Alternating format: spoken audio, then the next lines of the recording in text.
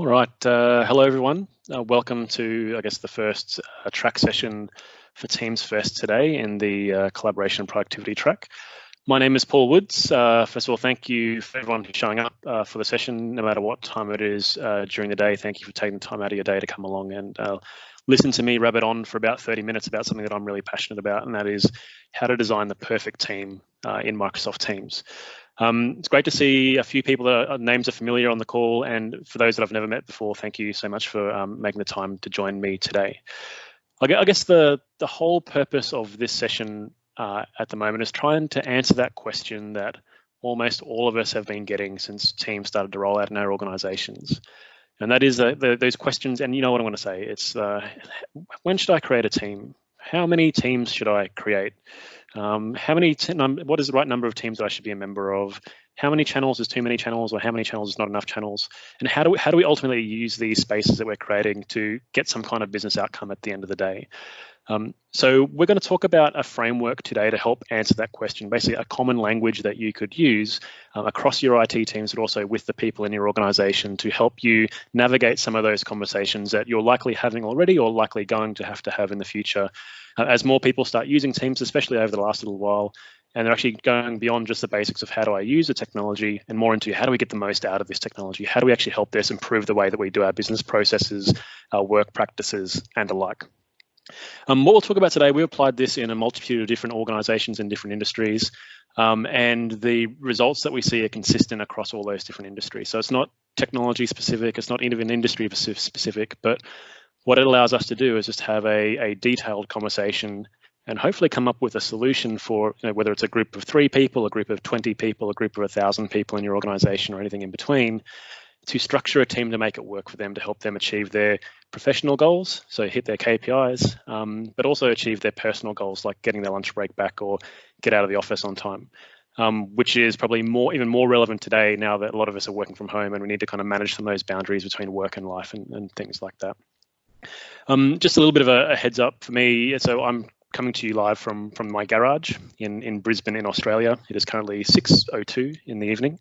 I've just finished what feels like about a decade of workshops over the past couple of weeks with some of my customers. So my energy levels are not at 100% today, so I apologize up front. But hopefully there's a lot of value you can get out of the session anyways. And if you've got any questions, as I said before, please feel free to put them into the message conversation or follow me on Twitter at Paul Woods. That would be great. So we get to know each other and engage with each other along the way as well. So I guess to kind of set the scene for this, we had these conversations all the time with our customers. We kept getting punched in the face by our customers in terms of like having to answer these questions, like how should I create my teams? When is the right time to split this one team into 2 teams? All those different things, and we started to see over time, as we're starting working with teams over the past 3 years, some consistency starting to appear in how we were responding to some of those questions. And what we started to think of is, well, actually, this framework that we're coming up with, which was originally the 3 Ps, which I'll talk about in a second, was really great for helping us to understand when to create a team, or when to create 2 different teams, or when to create 3 different teams, or so on, for a particular subject or issue that the organization might have faced. But as we started having more and more conversations with customers, we saw there was a lot more nuance that needed to be considered as part of this conversation as well, including like channel structures, how we use plugins in terms of tabs and other bits and pieces, permissions, provisioning in terms of how do we actually get these teams into people's hands. And then, how do we ultimately, capture all that knowledge, all that intellectual property that's occurring in our teams, and make sure we can reuse that appropriately, or make sure it goes into our records management systems and the like. So we kept having this conversation. Then about July last year, we decided, look, we've had enough of these conversations. We know that it works. Let's try and put this together into a resource that the community can use themselves to kind of have this conversation as well, not just keep it to ourselves here in Australia and New Zealand, where we're delivering a lot of our work with customers. The questions are so often asked, so we decided to write a book about it. And I know a few of you on the call have seen this book before. You might have even purchased it. If you have, thank you so much for supporting us and kind of getting some of the ideas out of this book. But really the session today is all about going through the book, Adopt and Embrace Microsoft Teams, Manager's Guide to Communication, Collaboration and Coordination with Microsoft Teams, and specifically looking at part 2, which is the 10P framework that we use to describe how to design a team. So if you've read the book, you'll see a lot of the things that you would have seen in the book already. If you want to dive deeper into any of the things that we talk about today, there's a lot more detail in the book as well. But today's session is really focused on a few things. Firstly, is to introduce you to the 10 Ps, which are on this slide here. And then we're going to walk you through a resource that you have accessible as an attendee of Teams Fest, which you can download this presentation after the workshop today. But there's also a free resource that's available to anyone that reads a book as well. It's basically a follow the bouncing ball worksheet or guidance that you can use when you sit down with people in your organization to help them design a team for themselves. Or you can use it to help build exemplar stories or really example use cases for your organization when you're trying to convince people that Teams is a great tool to use, and these are the ways it could be applied in your organization.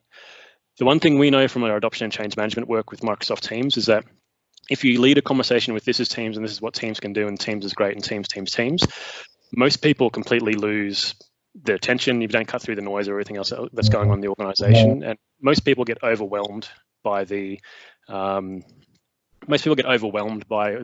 technology that's coming at them because they're not necessarily don't have the digital literacy or digital fluency to understand how they could apply this straight away.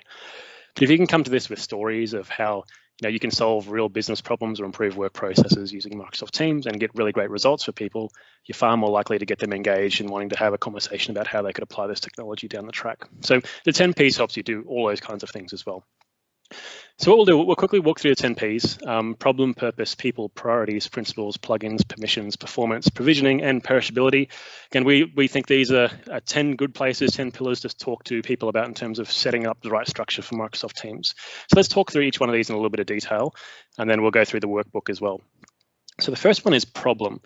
Now, if we look at any of the adoption and change management literature that's out there, whether it's the more professional side of the equation, like the ProSci frameworks of the world, or more academic literature coming out of universities and research institutes, there's a pretty consistent theme across all of them, is that people don't want to change, or people don't want to change the way they work unless they can recognize and acknowledge that a problem exists in the first place.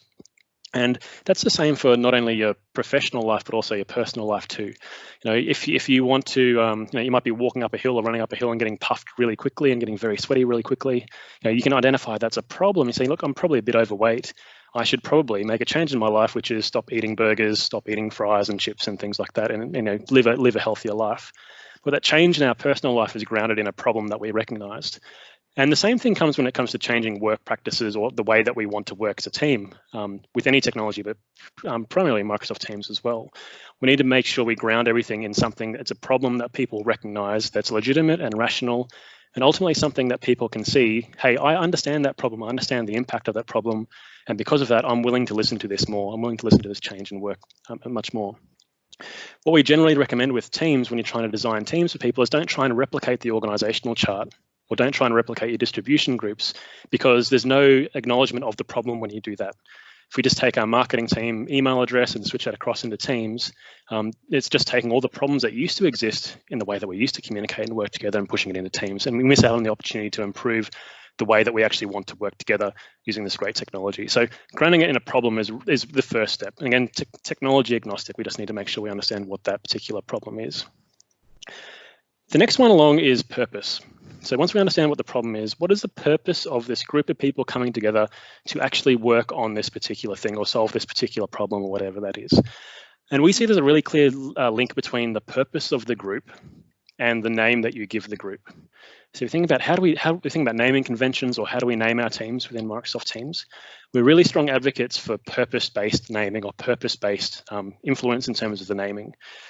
So anyone should be able to look at the name of a team and clearly understand exactly what the purpose of that team is based on the name. And we also think that, if you're trying to serve multiple purposes, then chances are you should actually break that into multiple teams. So our general rule of thumb is you want to solve one problem per team or one purpose per team. Now, if you're trying to solve more than one problem, trying to solve more than one purpose, break that into separate teams. And I'll tell you a little bit more of the reasons why as we go through the presentation as well.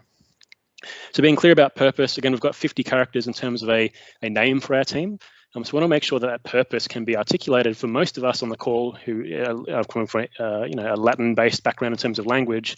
We're reading from left to right in our team names. So we want to make sure all the really important stuff in terms of the team name and the purpose is as far left as possible in the name as possible.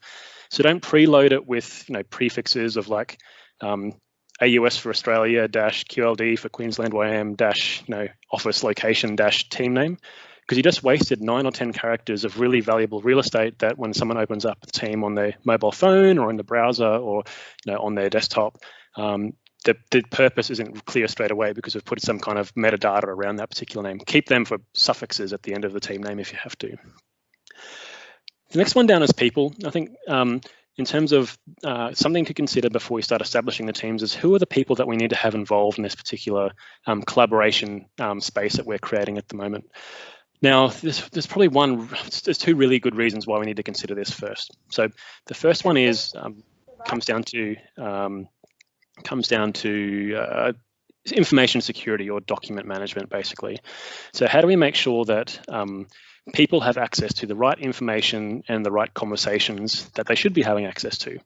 Now, if you have one group of people that have the exact same information needs in terms of security or classification or things like that, then it's really fine to have them all together in one particular team. But if you have multiple groups of different people that have different information or security needs around that information, then it gets a little bit trickier. And private channels kind of change this a little bit as well. So let me walk through our thinking around this.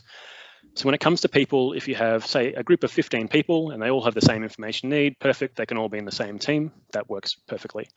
If you have some external guests coming in that, again, have the same level of information security needs and things like that to everyone else on the call in the team, perfect, that is fine. We can keep them all in the one team.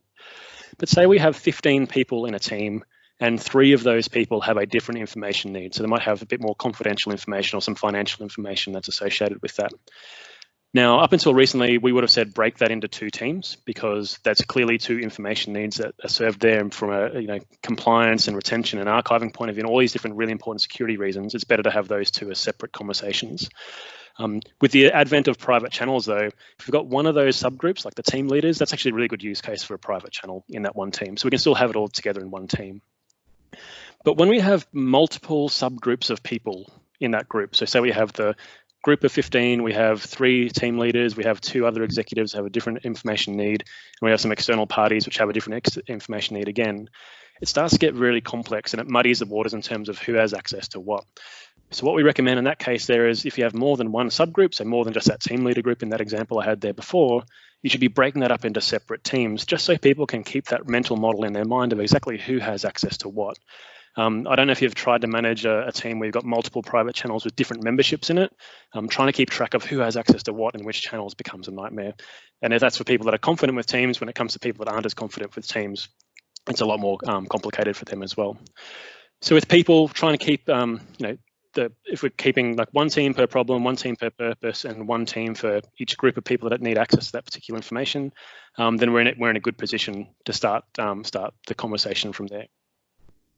The next one down is around priorities. Now, if we look at any of the literature from universities or the academic world, most people or most teams can only really focus on somewhere between 3 and 7 priorities at once.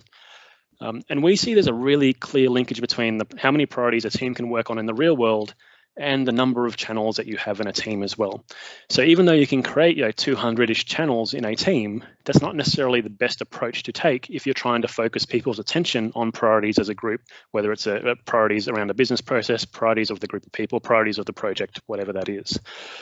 And so we generally recommend, because of that, even though there are exceptions to this, and granted there are a few exceptions to it, but generally, if you've got more than 7 or 8 channels, chances are that not all of that content is actually relevant to everyone who you invited into that team. And what you're doing by doing that is actually doing a lot of people a disservice because you're creating additional noise or additional distraction that might get in the way of them actually doing their real job. So what we recommend then, if you've got more than 7 or 8 priorities or 7 or 8 channels in your team, when you're designing it, it's probably better to split that into 2 teams or more. So you can have enough focus around that purpose and those key priorities that you've set together without adding additional distraction or noise for other people in your team or other people in the organization as well. The next one down is around principles. And some of you may have heard of a phrase before, like forming, storming, and norming. So forming teams, storming out all the different things we're going to do together, and then making those norms that we set up in terms of how we're going to work together in the future. When we're creating a team, we need to go through this process of understanding what are the principles about how we are going to work together in this space. What are the signals that we see in Microsoft Teams? What do they mean? How do we interpret those things? What are the expectations we're placing on each other? That kind of stuff. So as an example, one of the really obvious ones I think of straight up is if we're going to create a team, what are the expectations on me as a member in terms of how quickly I should be responding to conversations in this team?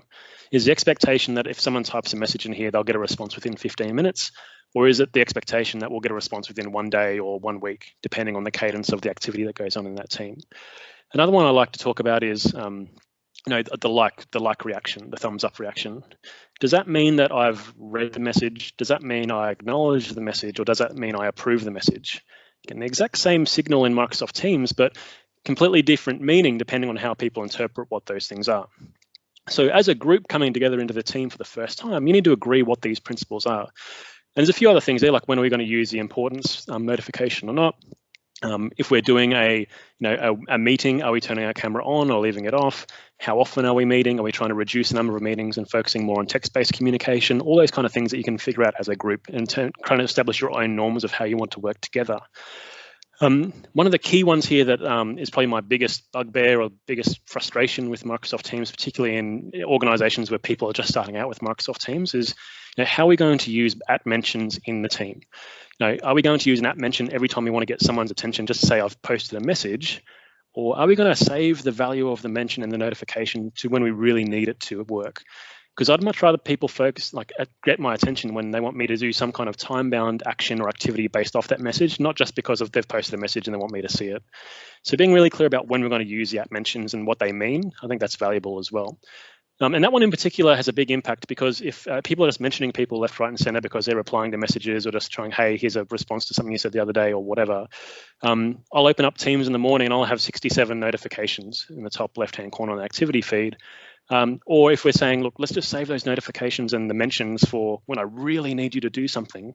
When I open up in the morning, I only see 3 of those, but I know those 3 are really, really important and things that I'd actually need to focus on straight away. It helps me triage my workday and focus on things throughout all the different teams I'm a member of really quickly without having to go and read through all the different comments and conversations like I used to have to in my Outlook inbox to keep on top of things. And that's what we're trying to get away from with this structure.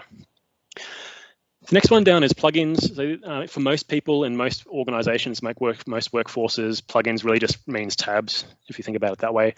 What are the tabs that we can bring into this collaboration space that allows us to engage with content or systems or services that help us do our job? The most valuable, most versatile tab that you've got accessible at the moment is the browser or the website tab within Microsoft Teams. For those of you who are not familiar with it, I'm sure a lot of you are. As long as your website starts with HTTPS, you can frame in any of those third-party online services that you might be using, or project management tools, or construction management tools, or customer relationship management systems, or whatever it is that's like an online software as a service tool, and have that front and center within that collaboration environment for your people. One of the best use cases I see for that is the ability to deep link into those systems using like if say you've got a project management system and you've got a particular record or a page for the project, you can take the complete URL of where that is in that system, plug it into a tab, and then they don't have to navigate through all those different projects to find that particular one that relates to the conversation that you're having in that channel. So using tabs really effectively is valuable. In some of the edge cases where you're working with a more mature, maybe a bit more digitally literate group of the workforce, then absolutely have a conversation about connectors and bots and other bits and pieces that you could plug into the space as well. But for us, really, it's about tabs in most cases. How do we add that PDF, which is our terms of reference for our committee that we're setting up? Or how do we add the leave calendar as an Excel spreadsheet as a tab so people can get access to that all the time? Those kinds of things. When it comes to permission, and what their roles and responsibilities are in a particular team. So, what is the team owner actually accountable for? Or what are the team owners actually accountable for? And being really clear about that. In some organizations, they just say, just do whatever you want, create your team and off you go. But in some other organizations that we work with, they have really clear expectations about what a team owner needs to be doing. So first of all, the team owner is responsible for actually curating and engaging in the conversation with people and keeping that communication going on within the space. They're responsible for any information management or security issues that come up in the team as well. So, particularly if you're working on documents that need to go into a records management system when you're finished with them, or other systems of record, we're making the team owner accountable for making sure that those documents end up in that other system that needs to be there. So every organization is going to be different in terms of what those accountabilities are, but it's something that needs to be considered and talked about with people as they're starting to create their teams as well. Now, other things we can talk about here in terms of, are we having, PG rated or M rated GIFs and other bits and pieces there. They're all kind of the other things and controls we can put in place in terms of permissions. But ultimately, the key one there is just making sure we know that the team owner that we're going to equip and give access to create this space actually understands what that means to be a team owner and what they get with the team, all the different services that plug into it and how to make the most out of it, and then align to the information management or security policies that we have in the organization as well. Performance is all around making sure that we actually understand what success looks like. So what success looks like for some teams and what success looks like for others will be different. But it's not just taking what we used to have over on the email distribution list or in our team meeting in our face-to-face organization when we had that and we weren't all working from home. It's not just taking that from A and moving it into teams. So success should really be grounded in things that your CEO or your president or your executive team would care about, as well as things that matter to your people. So how do we align this to our professional goals of achieving our KPIs, helping achieve the strategic intent of the organization? How do we help you achieve the core values of the business, that kind of thing? But then also stuff that for me and the participants in my team, something that personally impacts us as well. So making sure we're really clear about what success looks like, and then we can actually measure our success throughout time as we use a team to make sure we're on the right track to what we're trying to achieve. Otherwise, collaboration for the sake of collaboration and not being really clear about the direction we want to go in and how we measure that path towards success means you're just going to go around in circles, which is none of us want to do that. So that's performance. Provisioning, this one is probably near and dear for a lot of the more technical folk on the call. Is like there's different ways for us to actually provision teams, and we loosely break this into 4 different buckets. And some of the teams that people design through this framework could be some things they could create by themselves. Go through this design process and go, all right, we give you permission to create your own team. Go and do it yourself. That's fine. You can go and get started. But in some organizations, you might have a few more controls in place. So being able to articulate to your people and saying, look, we don't have that option as a create your own, but we have this IT supported process that you can use by putting in a ServiceNow request or asking through the service desk to help them create a team. And by having this design framework available to your people, they can actually design the team for you, show you exactly what they're trying to achieve with Microsoft Teams, and then that makes it easier for you from an approval point of view to actually go through, make sure it aligns with your naming conventions and so on and so forth, that IT assisted team creation side of things. But there's 2 other ways we could think about provisioning as well. So one that I think organizations are starting to move towards now is around templating teams. So if we have like a consistent structure for a certain use case or exemplar story, let's see how we can actually structure that in a way that help provision sites quickly with the right channels and the right structures that we need in place. A good example of that would be projects. Like if you're running a project management office, a lot of the projects you deliver will probably have a very similar team structure with issues and risks and other bits and pieces, budget, for example, as channels. So let's use that as a template for all our projects so we get some kind of consistency there. If we think about a lot of our higher education, university and college or high school customers, they have the same thing in terms of how do we get a consistent approach to a team we build around a course or a unit, so they all look pretty consistent in terms of naming convention and some of the channels. So we're not kind of trying to reimagine what this should look like every time we create a team for a course or for a subject or things like that. Then finally, you've got the opportunity to actually automate a lot of this stuff as well. So just going beyond templates, but how do we actually have some kind of automation where it's completely hands-off? So the example following on from that project management office one would be, so we have a project approval workflow, and when a project finally gets approved by that committee, it automatically triggers a process which creates a team for that project, but also injects the project management documentation into that team and injects all the project specifics out of the project management system into the team itself and into that documentation that you've got there as well. So within seconds, you can have all your documentation in terms of project plans and things like that set up and ready to go in the team, so you can get started on the work straight away. So that kind of thing, obviously you don't want to start out with that because you're going to make a lot of mistakes in terms of how you structure teams up front before you want to automate that perfectly. But thinking of an end state, if you've got some processes there that are very high volume, that might be a great thing to think about as well. So that kind of covers the provisioning side of it. And then the last one, when we created the 10P framework, this one was a little bit of a joke to start with because we had 9 Ps and we thought, oh, we just need to think of one more to make it a round number. What's another word that starts with P? Perishability. But This one actually is probably one of the more important ones to consider. And what I love about this is when you're starting to design your team with the end in mind, what are we going to do when we actually finish with this team? It helps answer a lot of the questions and sets the right behaviors for a lot of the people that are using the team as well. So if we're really clear about, this team, it might be only around for the next 6 months. It's got a kind of a clear end date that we want to get to. And before we get to that end date, there are certain things that we need to do. First of all, we need to make sure that any of the content we produce in this team, the documents, the spreadsheets and things like that, they actually need to go into a records management system, which is outside of Microsoft Teams or outside of SharePoint. So we're being really clear about the expectations right up front in terms of that team owner making some things happen at the end of the life of the team. There might be some other, lessons learned from how we use that team, which we could, repurpose for a blog post in our internal intranet or something that could go in our customer newsletter or other things like that. So how do we make sure we take all that knowledge and information that we've developed in the team and we can repurpose it and reuse that in a way that makes sense for our organization as well. It helps us answer questions around retention and around archiving and things like that. And maybe some, interesting things that maybe aren't as obvious when you start thinking about this. So, for example, we do a lot of work with universities, and at the start of every semester they have an orientation week, which is 1 week where people kind of understand what's going on in the university. Welcome to the university, see what all the clubs and societies are, get to know the way around the campus, all that kind of stuff. But that's an event that happens every 6 months or every 4 months in some universities. So if we have a team set up for O week, that shouldn't necessarily be deleted at the end of that O week, because there's really valuable information in there that could be valuable next time we run O week and the next time we run O week and the next time we run O week as well. So in that case there, we might say, we want to keep this for the next 3 years so we can go through 6 cycles of O week and make sure that we use all the best bits of that team and reuse that next time we run that event down in the future.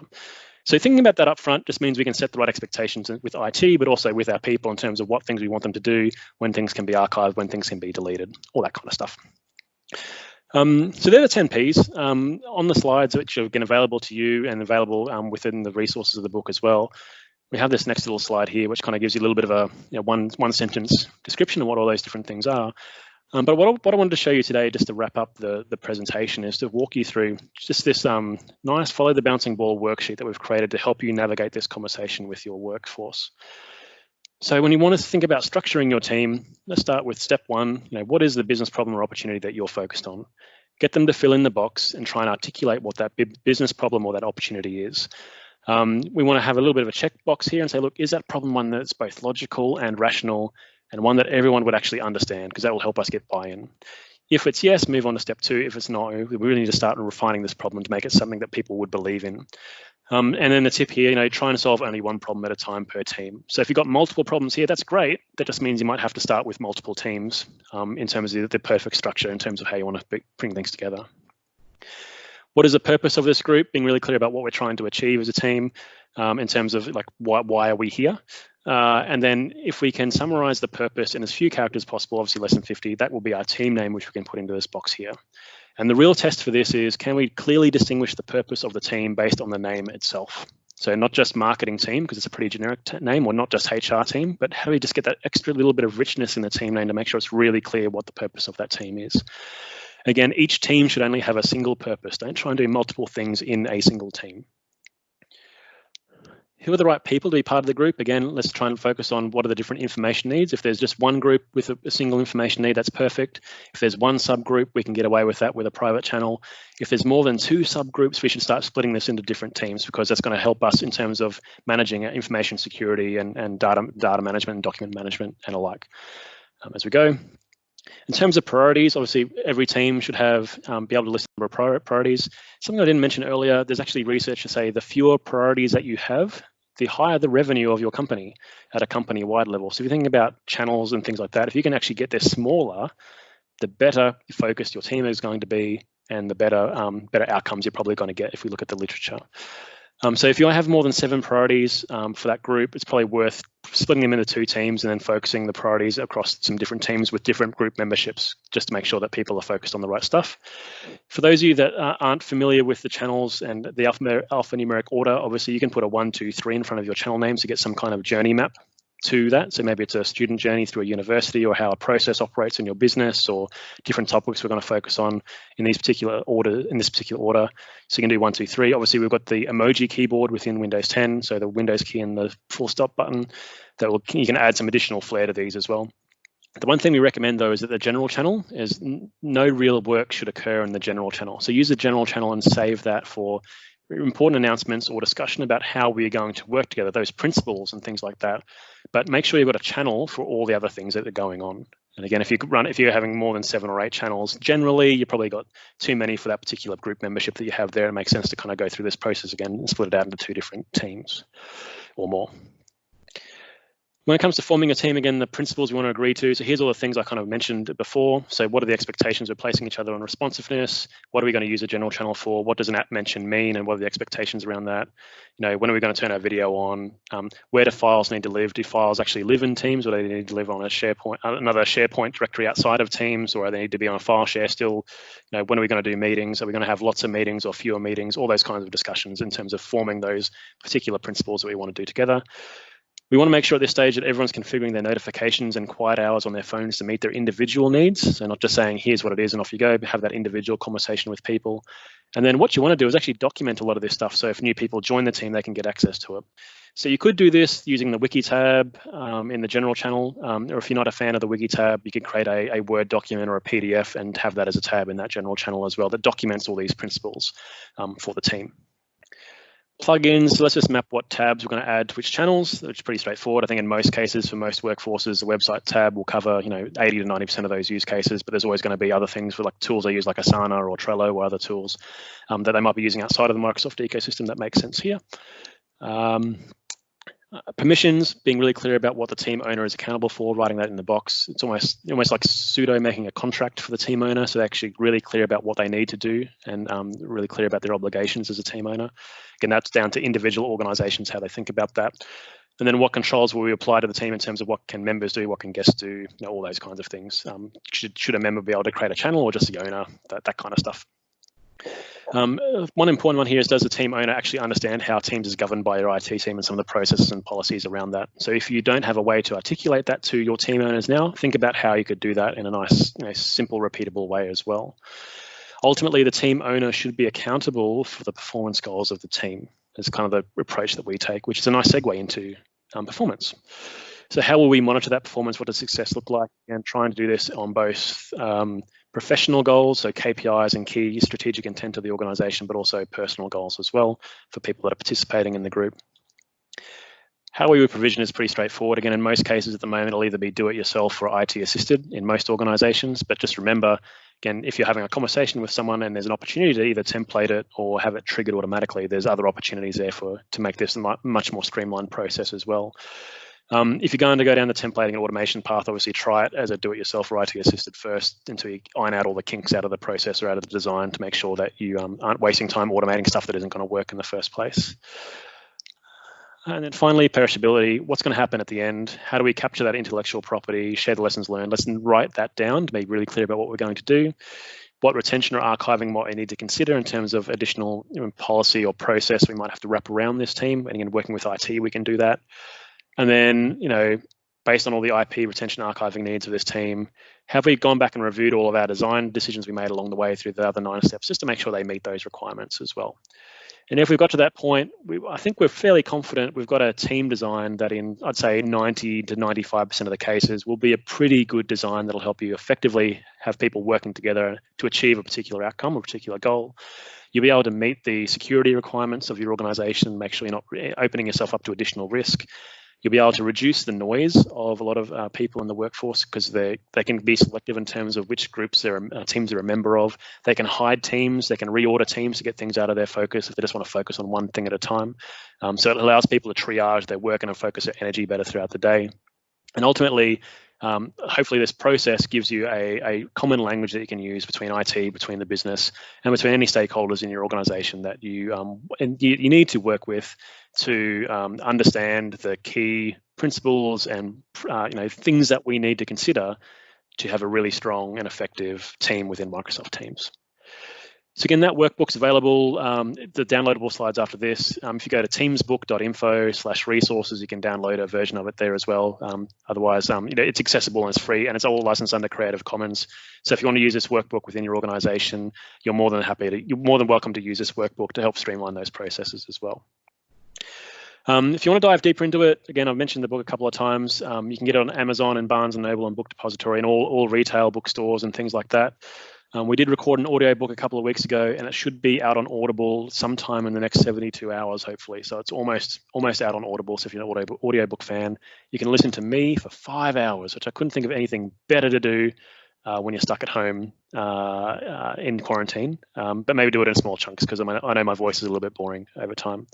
But any other information about the book, obviously that's at teamsbook.info. You can get that workbook from there as well if you want to download that. But with that, thank you so much for attending the call. Hopefully that was a great starting session for Teams Fest today for everyone. We can see we've got 74 people in the meeting at the moment, so thank you to each one of you for making the time to attend today. I'm happy to hang back for any questions or anything like that. If you've got any questions, feel free to drop them into the conversation chat. I'll have a quick look at that in a second. But if anyone wants to come off mute and have a chat about things as well, then I'm more than happy for you to come off mute now, and we can have some discussions here as well. So thank you so much for joining, and appreciate your time today. Thank you.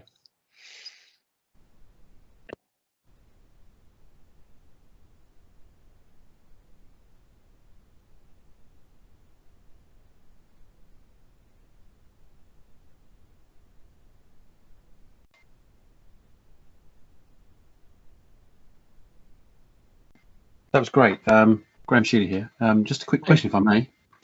You go for it. Do you find that organisations are coming up with standard disposal processes at the end? So at the beginning of your questions of asking what teams you want them for, are there things like, it's a project, it needs to be kept for 7 years, or it's a community, we only keep it for 1 year? Standards like that, or? Yeah, so it depends who's leading the charge in the organisation, to be honest with you. So there's some IT teams that are very almost militaristic about it. So they're getting very specific around, this certain team should only have a certain age limit and things like that. But the challenge with that is a lot of them aren't actually engaging with the business to understand what the real business reasons or purpose is for creating that team in the first place. So we're seeing a little bit of tension now as some teams come to that time frame that might have been set 12 months ago, 18 months ago, where IT is thinking they can dispose of stuff, but the business still sees value in some of that information, even though it hasn't actively been used for maybe 3 months or something like that. So yes, we are seeing people have some kind of consistent disposal processes, and I think that's probably smart to have a range of disposal processes depending on the purpose of the team in the first place.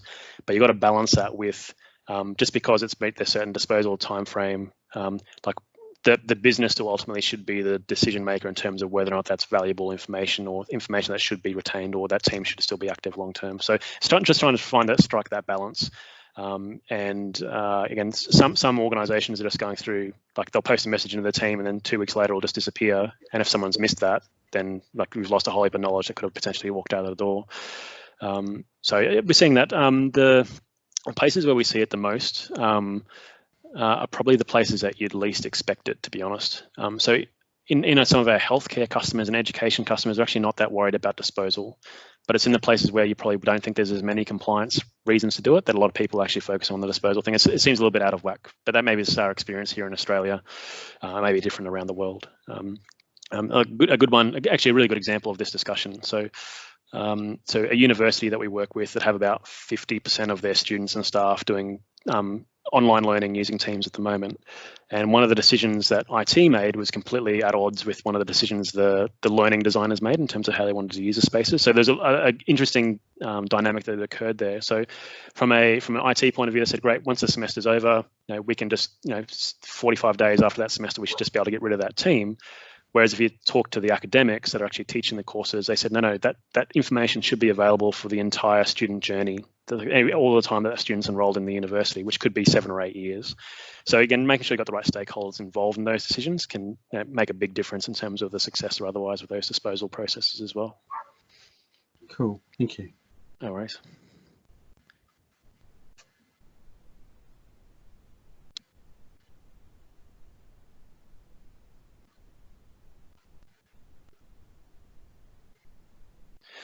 Cool. So one of the questions here in the chat for people who are still here from Mohan, should we open creation of teams to everyone, or do we bring an approval process? That's a really good question. And, what is the best practice around that?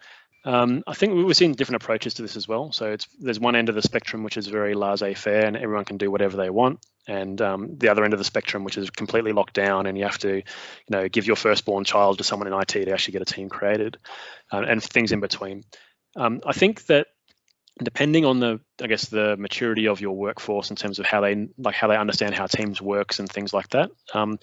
You could probably vary where you are on the spectrum depending on different digital fluency across the organization.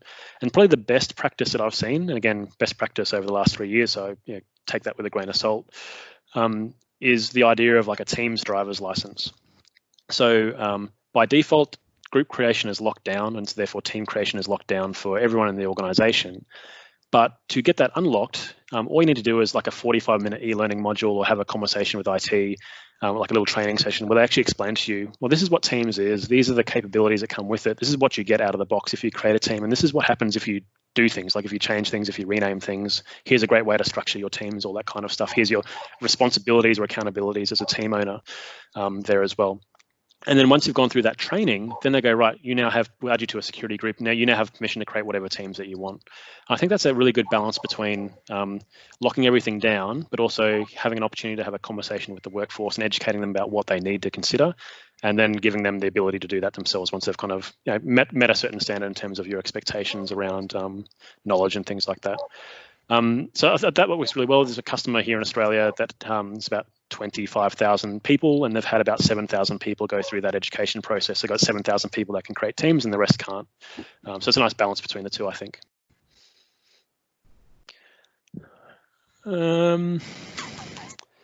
Cool. Say said any team should have a specific purpose and reason. I think that's true. I think for us, it's really being really clear about the purpose of the team and a reason for it to being there. Don't just collaborate for the sake of collaboration. You're spot on. And again, if you haven't had a chance to fill in the feedback form, Visa's also put our link in there. You can see that on the screen too. Best practice for archiving teams. I think just to be clear, there's a difference between deleting a team and archiving a team, or retaining a team as well. So a team owner can archive a team at any time, and then they can reactivate a team at any time. So like that example I gave before of the orientation week, the event that happens year on year on year, that's probably a good example where you'd want to archive it and leave that in the hands of the people that are actually working on those projects. I mean, archiving it just makes it read-only. You can still see the conversations. You can still access the information if you need it. So it's a good resource for people to go back to down the track. But there's no additional content being added to that team whilst it's archived. Then you can unarchive that down the track as well. So that's probably a good blend. Again, user-driven approach to archiving. But generally, I think ultimately most organisations on this call will have particular rules and regulations and that they need to comply to in terms of information management and records keeping and other bits and pieces like that. So the best practice is making sure that you can meet your compliance obligations that you have and be able to demonstrate that you have the processes in place.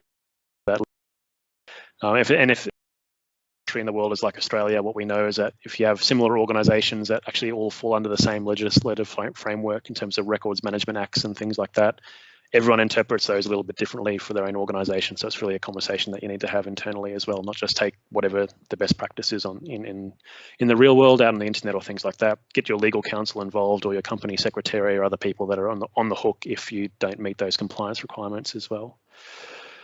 With that, I was going to say, if there's no other questions, again, thank you so much for joining. You can find me on Twitter @PaulWoods if you want to continue the conversation and talk about this a bit more. But yeah, thank you so much. Thank you for your feedback on the session. And if you want to hang around for the next session, there's one starting in about 17 minutes or so, which is a deep dive into Microsoft Teams integration with SharePoint, which should be a good session. So thanks very much. Have a great afternoon, morning, evening, wherever you are in the world.